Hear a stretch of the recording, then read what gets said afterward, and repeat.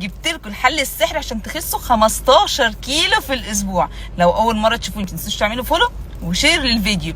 الحل هو في الكبسوله السحريه، كبسوله هتخليك تسد شهيتك تماما عن الاكل ومتبقاش قادر تاكل اي حاجه، وتلاقي بقى ضربات قلبك زادت وجالك اكتئاب وجالك اعراض ان انت عايز تنتحر، هتحس دايما ان انت متنرفز، مش هتعرف تنام. ده للاسف بجد.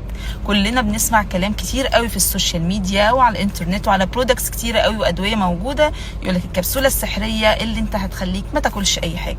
هي فعلا مش هتخليك تاكل اي حاجه، بس هتجيب لك مضاعفات توصل للانتحار، والكلام دوت انا شفته بعينيا مع مرضى، يعني مش بقول كلام وخلاص. ده غير الابحاث اللي منعت الماده دي كلها. المشكله في ماده السوبوترامين. ماده السوبوترامين زي ما ليها افكت تاثير عالي ان هي تسد الشهيه، لكن للاسف هي بتشتغل على المراكز بتاعت الشبع اللي في المخ، اللي ممكن تجيب لك امراض كتيره جدا جدا جدا انت في غنى عنها.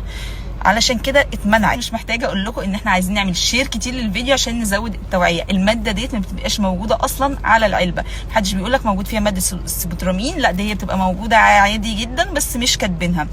غالبا الادويه دي بتبقى موجوده في علب صفيح.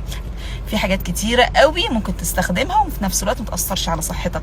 لو عايزين تعرفوا ايه هي اكتبوا لي في الكومنتس، نعمل بارت 2.